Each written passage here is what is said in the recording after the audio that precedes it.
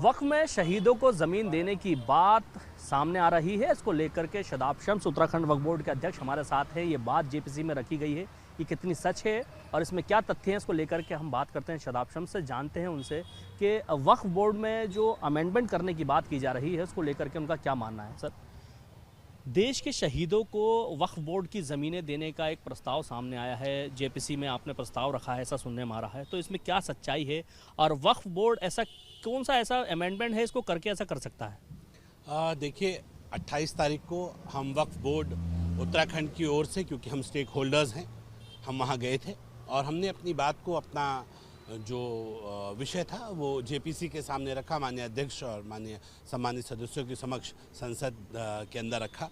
मैं ये ज़रूर कह सकता हूँ कि वहाँ की जो बातें हैं उनके ऊपर हम कोई भी बात बाहर करने के लिए अधिकृत नहीं है। ये विषय क्योंकि जेपीसी का है और जेपीसी की रिपोर्ट में आना है हमने क्या क्या प्रस्ताव रखे हैं, क्या क्या बात कही है, हमने क्या कहा है, आपके क्या सूत्र हैं ये आप जानें।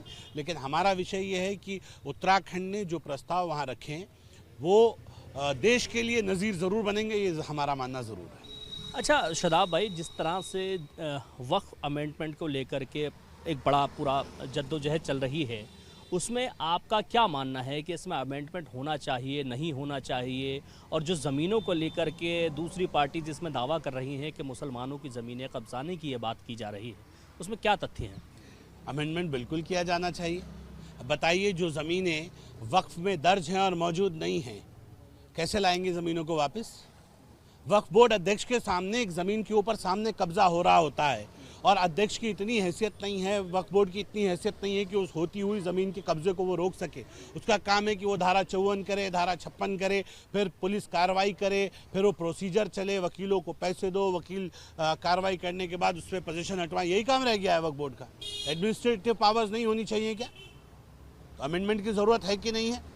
तो ये मजाक बना दिया लोगों ने। इससे पहले दुनिया भर के अमेंडमेंट हुए, इस बार अमेंडमेंट हो जाएगा तो क्या हो जाएगा? और कह रहे हैं लोग ज़मीन छीन ली जाएगी मुसलमानों से। मुसलमानों के पास है क्या जो ज़मीन छीन ली जाएगी? कौन से मुसलमानों से? गरीब मुसलमानों से पूछो, कोई ज़मीन है क्या उनके पास? कुछ बनाए हैं कहीं अच्छे हॉस्पिटल, अच्छे कॉलेज, अच्छे इंस्टीट्यूशन बनाए हो कहीं? कहीं नहीं है, बेवकूफ़ बनाया है सर। तो अमेंडमेंट ज़रूरी है, देश की और वक्त की ज़रूरत है अमेंडमेंट।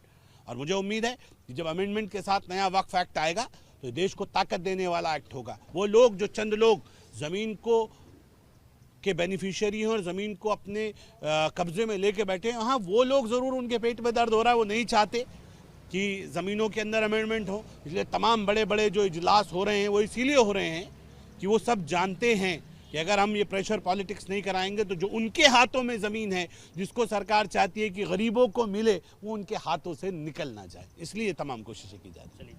हमारे साथ बात करने के लिए उत्तराखंड वक्फ बोर्ड के अध्यक्ष शादाब शम्स थे, जिन्होंने कहा कि किस तरह से उत्तराखंड ने एक प्रस्ताव दिया है जेपीसी में, और ये प्रस्ताव फ़िलहाल इस तरह से दिया गया है कि जो देश के शहीद हैं उनको भी वक्फ बोर्ड की ज़मीनों को दिया जाए ताकि उनके जो परिवार पीछे रह जाते हैं उनके लिए एक सहारा हो सके। इस प्रकार का प्रस्ताव जेपीसी में उत्तराखंड की ओर से शादाब शम्स के द्वारा दिया गया है। फिलहाल ये कॉन्फिडेंशियल है, उन्होंने इसलिए इस पर बोलने से मना किया है, लेकिन जिस तरह से उन्होंने प्रस्ताव भेजा है, अगर ये होता है भविष्य में तो ये एक नज़ीर साबित होगा।